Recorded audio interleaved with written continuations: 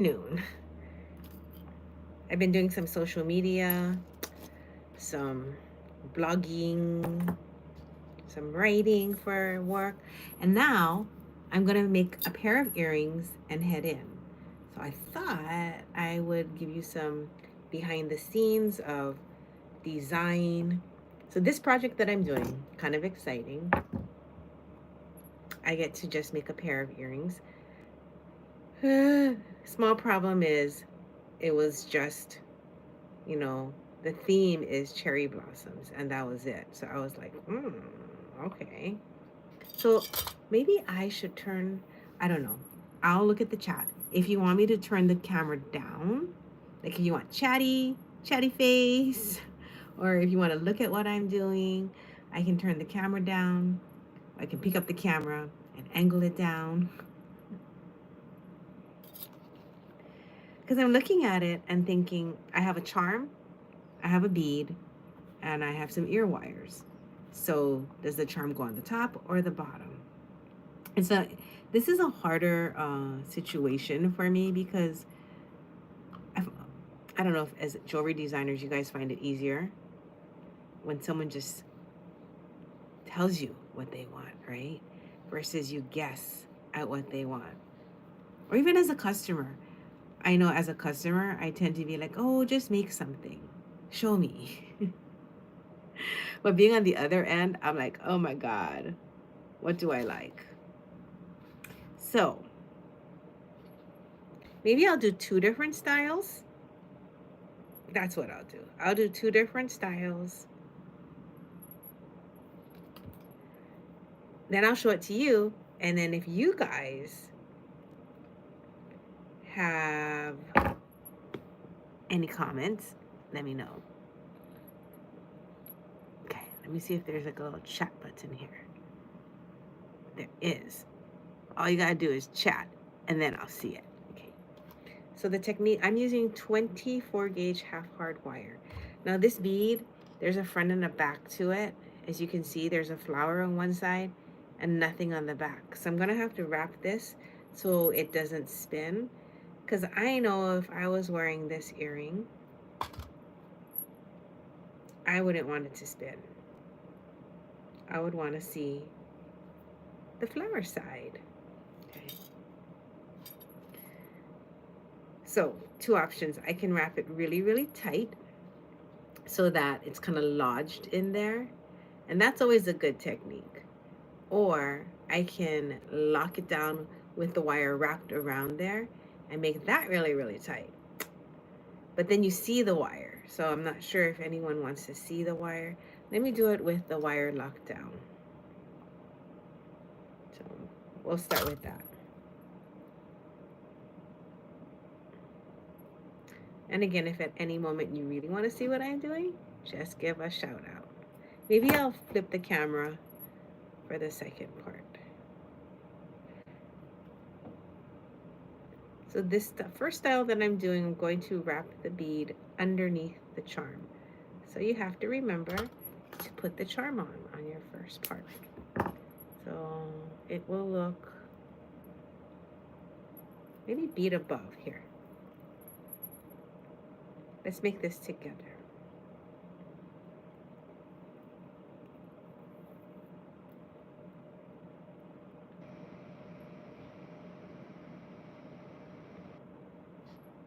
Actually, you know what? This would be really cute if it had a piece of chain coming down. So kind of extends it and doesn't just hang there.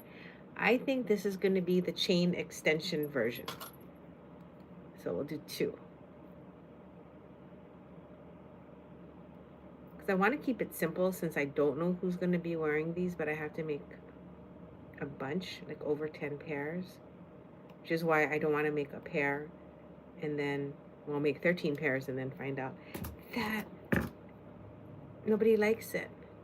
I mean, okay, here's the thing. Making jewelry, it's a confidence building exercise, right?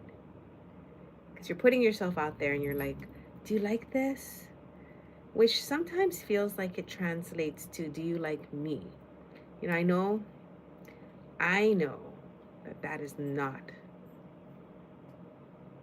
the exact truth, but there is a, oh, you know what? I want to put this bead cap on top. There, that's kind of cute. And then with the little chain hanging from it. So that'll be like the long style. We'll see. We'll see.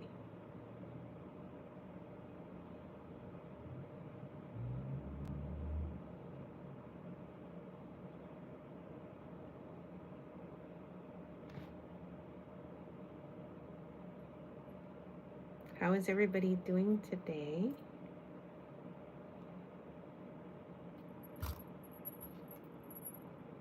I'm excited to get to work. I mean, this is work, but I meant like my physical body getting to work. Okay, so you want to make this bead not movable, right? So when you have it in the front, like when you're twisting it or whatever the case may be, that it's really tightly set in there, that means that this wrap has to be really, really tight. So one of the tricks is when you're about to trim your wire,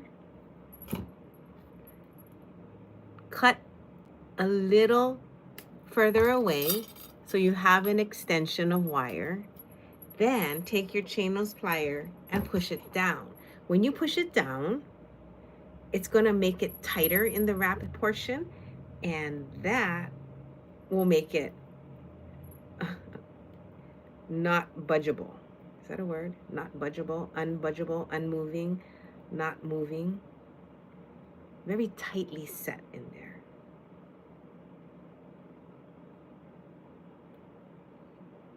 Okay, I like it.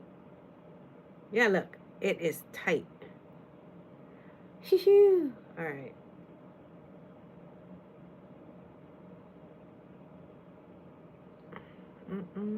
Put that wire in the back.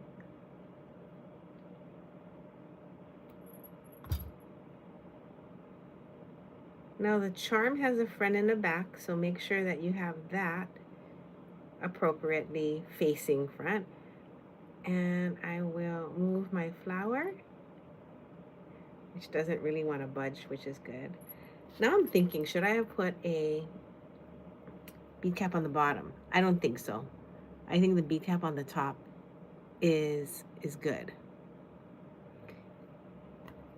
Now, attaching the chain. I want to go to the store and use a different chain, but I'm going to just use what I have right now to show you. So I'm just going to cut a piece. It's about 1 inch. And we need one for both sides, should this be the earring. So 24 gauge barely fits in there. So that means it's going to be a teeny tiny jump ring or a very thin wire. But before you do that, cut your other piece of wire. Don't continue without cutting the other side. We got a teeny tiny piece of wire. The reason is, if you continue and not trim the other side, you're gonna, potentially have a hard time getting two pieces that are the same length, especially when the chain is very, very thin like this and very tiny. So this chain is very, very, very tiny.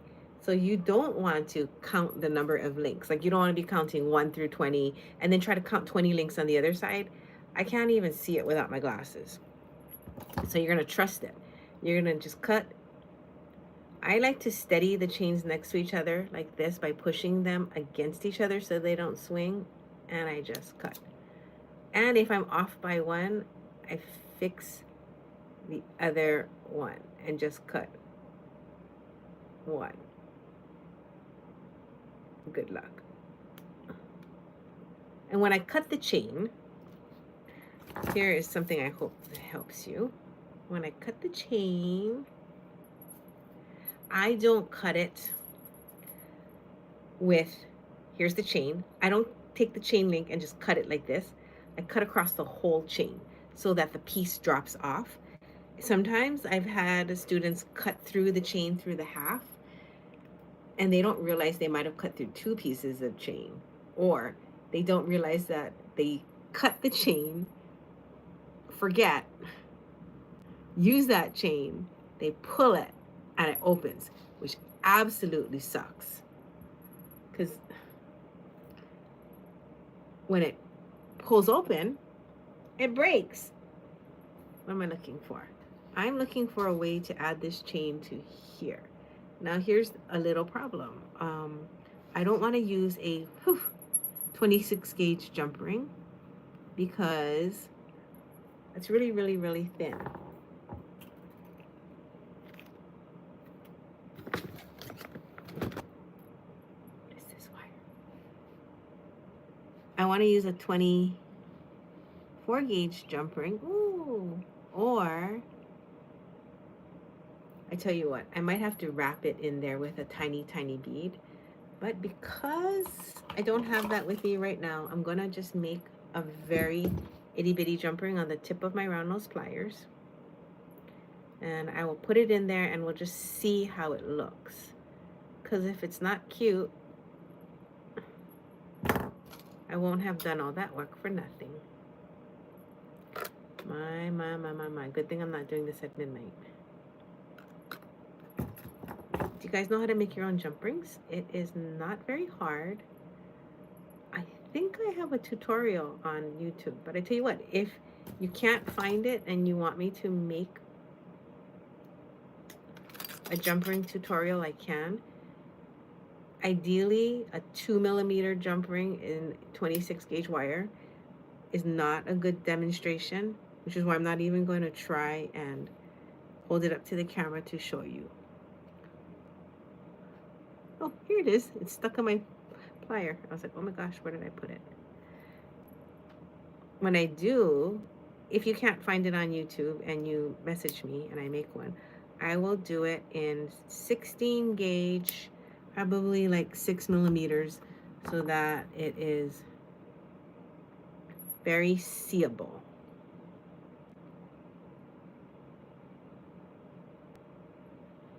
Okay.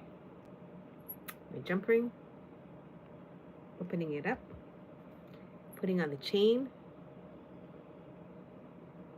I'll stick it in my ear. You know, when I was younger, I used to laugh at my mom because she'd be like, I can't see. You know, when you're young, you have no idea. What does that mean? You can't see. Your eyes are open. The thing is in front of you. I don't know. Age is the most beautifully democratizing factor in life. Hi! I'm live, Biff's wife. Girl, I haven't seen you in a long time. I'm trying to get my little jump ring into this teeny tiny chain. Now, let's say you just can't. Let me show you a trick. Take something that has a very, very tiny tip. I'm going to use my Lindstrom rounds. Place it in the hole, and you're going to use it like an awl, AWL. Put it in the hole and stretch it out. Lord have mercy, this chain is so small. Like, I can't even get the tip of my jump ring in there. I need my tip of my round nose plier. I'm going to need something even smaller than this. Let me try it one more time. I'm like desperately looking for something. Might have to be my tweezers. Hi, Teresa. Oh my God, I forgot that's your YouTube handle. It's been that long since I've been in a live with you and not just in Facebook. So I'm trying to make a pair of earrings. Oh, okay. So I got the very tip of my ridiculously small pliers in here. Now I'm going to push it down. Don't stab yourself on the other plier jaw. You can kind of feel it give as it comes down. Okay, so that made it chotto bigger. And, you know, in retrospect, this is probably not the best project for Alive. My 1mm whole chain and my 2mm jump ring. Well, at least you see the struggle is real.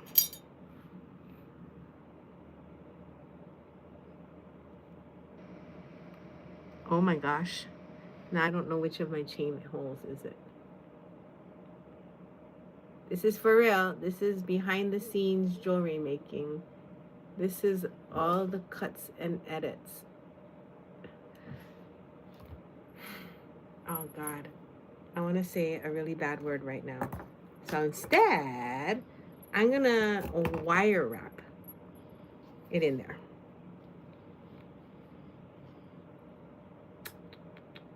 You know, what I could do, because that was a 24 gauge, it was a 24 gauge jump ring that I made. Let me try to make a 26.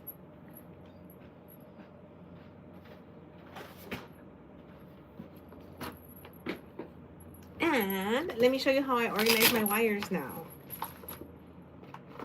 Oh my God, I'm going to shoot myself.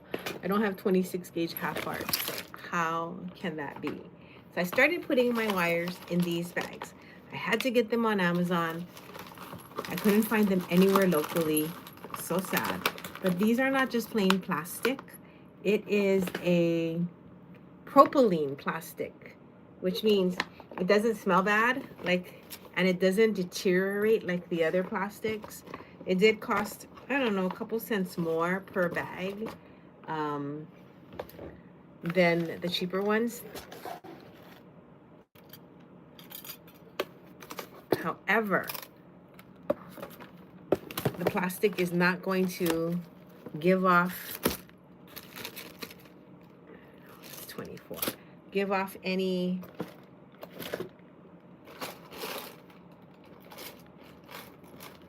I don't know, is the word I'm looking for toxins as it deteriorates over time.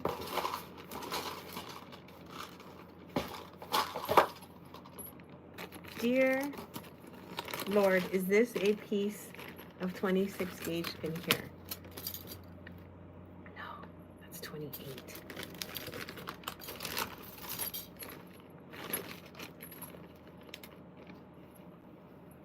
How can you tell? Well, if you have a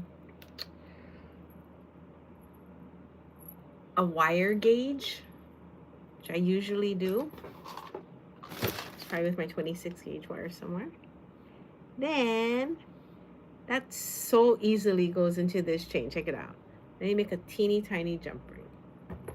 Again, I'm not planning, I have to go find some half hard, because if I want to make a jump ring this small, I know this is not going to hold it, but this is more than good enough to just temporarily get the chain on, so we can see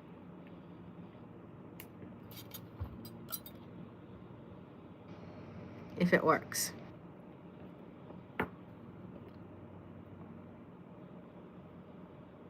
It's so funny, T, because you're home from work now, and I'm working from home, and then I have yet to get to work. Tomorrow's Jason's birthday, and for tomorrow's live, I'm making goodie bags. I was like, you know, sometimes in life, no matter how much you do, oddly, the outcome doesn't change, right? I think it's probably just like that whole energy vibe thing going on. So instead of stressing myself out about all the things that I feel like I should be doing, that sometimes probably doesn't make a big difference in the quality of my life or the end result of my life, I should do some fun things. And making a goodie bag for our customers tomorrow to celebrate Jason's birthday is, oh my God, I'm so excited. I've been thinking about it for a whole week. I've been putting some things on the side that I think are kind of Jason-y to go in the goodie bag. So I'll make it a secret though. I'm not going to tell everybody what's in it tomorrow. It'll just be a little gift with purchase. Okay. This is, it's not the real earring. So first of all, no judgments by me. You guys judge all you want on your homes, in your homes. Be like, I don't like that earring. It's okay. I had to learn over the last 30 years of having a business that all of our opinions differ. I'll tell Jason you said that. Okay, so here's earring number 1. It is sakura, little flower. You can see the petals are notched at the end with a cherry blossom petal in gold and a little chain. Now, the chain is optional. I just didn't want it to be stiff. You know, I wanted something with movement. So this is earring prototype number 1, which I like. Look, it's cute, right? It's got a little bit of a dangle thing going on. Now let's do number 2, and then I'll go to work. Number 2 is going to be stiffer and shorter and not so much movement. I think there's different kinds of people. Some people like things that are very like dynamic, and some people like things that are more grounded and firm feeling, right? Guess that's even like haircuts. So the next earring will be maybe the cherry blossom on top and the charm and the bead at the bottom. I don't know. It's after making jewelry for so long, I always feel like what's one more thing I can do? You know, it's hard to hold back and just stop when good is good. So I'll make a very, very simple one. Okay.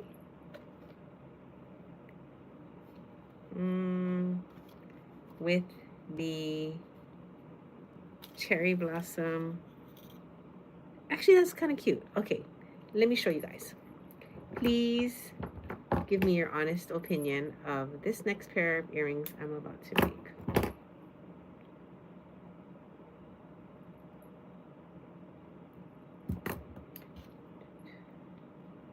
I'm going to make a loop at the bottom.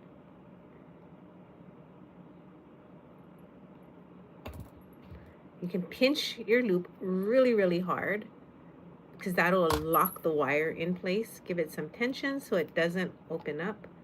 And it kind of is cute. You just have this little thing at the bottom. I'm going to wire wrap this really, really, really tight, right? So that, oh, look at me. I almost forgot those bead caps again. And it's not because I'm chit-chatting with you guys. It's because I just forgot. On this one, I'm going to put a bead cap. What do you think? Top and bottom? Just top? I'm going to go top and bottom. Okay. And then I'm going to attach the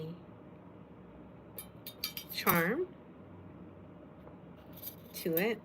So before you go forward, think about like which direction your holes have to go.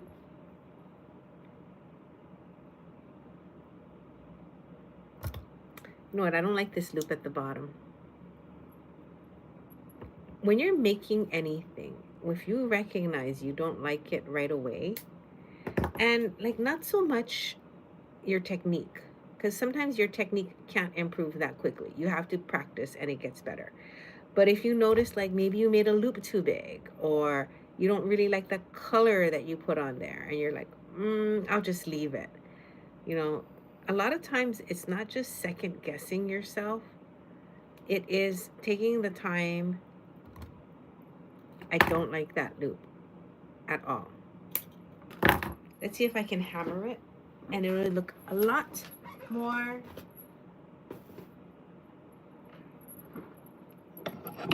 refined than a big old loop hanging out there. So I was saying, if you find that you don't like something about it, don't just keep going. I think that's a bad habit in life. where we settle for things, or we're lazy, or whatever you want to call it. I don't have enough time. You don't give enough trust in yourself that you thought, I really don't like that. I should redo it.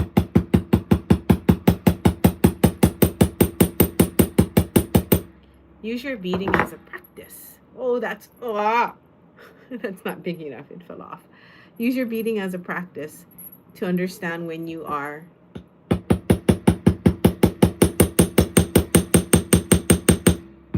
able to trust yourself. Trust that you know when something is good. These holes are really big. Let's see.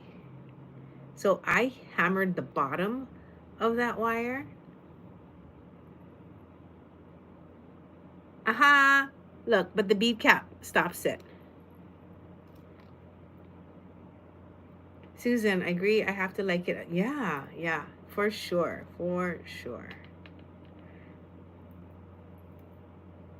Okay, so now that piece at the bottom though, let me hold it there. It sticks out quite a bit because I think I hammered it a little too much.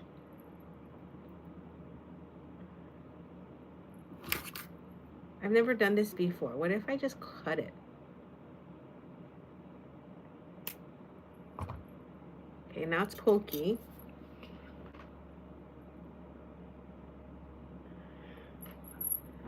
I have this little trick that I learned a long time ago from Janice Burkebile.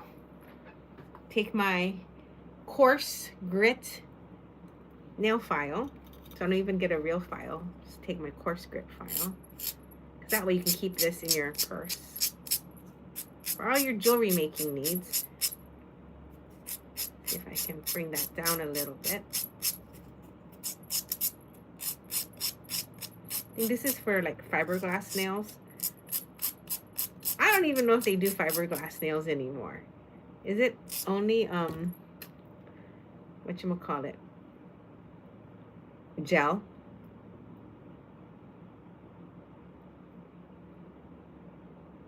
Okay.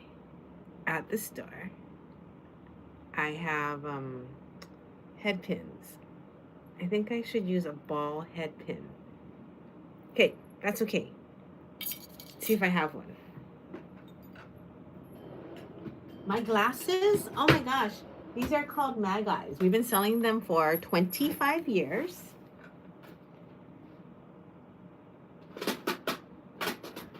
The junk news is that they went out of business.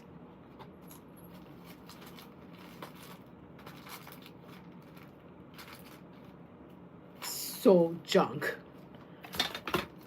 The cost of making them, I guess, was just too much. You know, bringing in the metals from abroad. And they're, because they don't just do these. This is plastic. But bringing in, not the metals, what do you call it? The raw materials.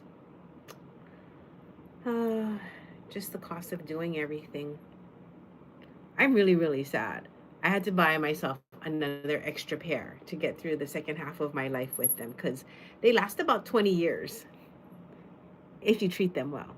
Okay, here I go. I'm doing this. So I think we only have like 2 or 3 left. I tried to contact the owner because I wanted to buy more, but it's just done.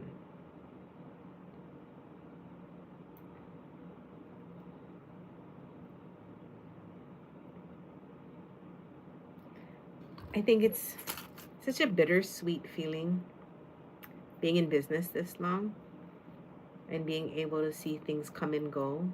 Losing some of, oh my gosh, I lost my gold plater this year. They retired. Last year was my very, very favorite charms from the United States that I've been buying for 30 years. Then it was my eyeglasses. But it's okay. You know what? There's always room for change. There's always room for something new. And I have to remember that so that I don't get caught up in thinking that the old ways, the old things were the best.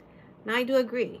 My old gas water heater, my old gas dryer, my washing machine, my oven, my stove, all those things, They were better. My last gas water heater was like 20, I don't know, over 25 years old, and I had to replace it.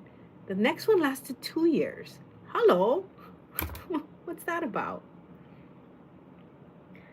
Getting older is fun. Having a business this long is also very fun. So while I could cry about it, feel sad, which I did for a little bit, there's another part of me that's like, okay, I will learn something else. You know what I've learned? To get eye surgery. My God, we didn't talk about that like 30 years ago. Look. Okay. Oh my gosh. I don't know about me holding things up like this, but we'll give it a shot. Maybe I can make it bigger. Here. Here is, maybe I'll just put them on. Hold on 1 second, okay? Yeah, I'm so glad you got yours too, T. My mom and Calvin, they're so cute. They're like, Jamie, because my mom is the reason why I carry it.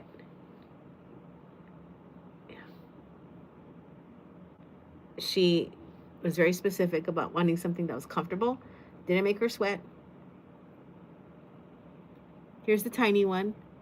So it's got the cherry blossom petal at the top. Why does it look crooked? Is it my vision?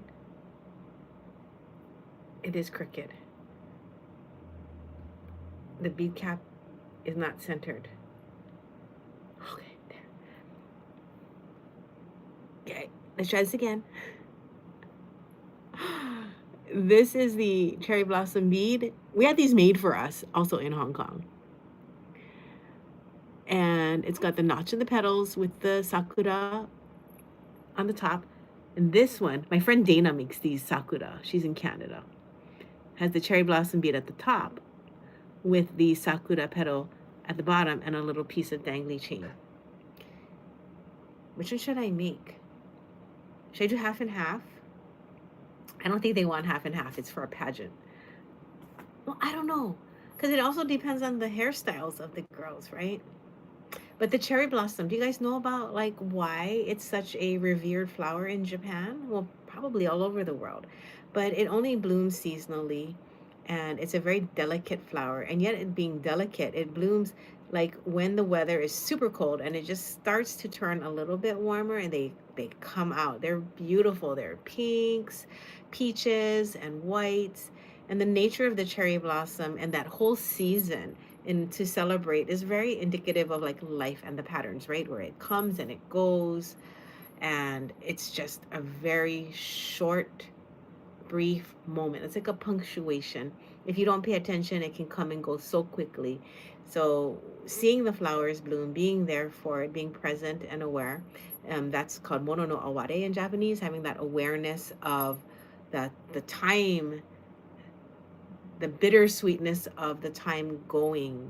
You know that you only have access to that beauty for such a short period. It's so, I don't know, it just speaks so loudly to so many of us. And then when you wear it, the symbolism is just so pretty. So I think I am going to go with both of these earrings. I'll send a photo off to my friend. And that is it for earrings. Have a wonderful day. Jason's birthday is tomorrow, so again, if you want to come and see one of our live shows tomorrow, it is at 2 p.m. Hawaii time. That is 4 p.m. Pacific, 7 Eastern. We're going to put it on Instagram, Facebook, and YouTube as usual. Instagram, sometimes we don't because the connection is a manual process we have to do. Thank you, Susan. You have a great weekend too. Everybody, what is your self-care goal for the weekend? Mine, let me tell you real quickly, is a 10 a.m. meditation on Sunday, 9 a.m. meditation on Sunday before I go to work. I want to do one more live between now and the weekend, so I might pop on YouTube late tonight because I have some projects I'm working on. So I want to bead, and I am writing up a blog post about the different signs, the zodiac signs for my friends, so they can know what kind of gems to wear in the year of the snake. I'm looking forward to that. I love writing stuff. I love it. Self-expression in different ways, beading, singing, dancing. I don't do all of those things, but whatever you can find, go do some of that this weekend, even for a minute or two, just so that your inner self knows that you love you. Hugs. Bye.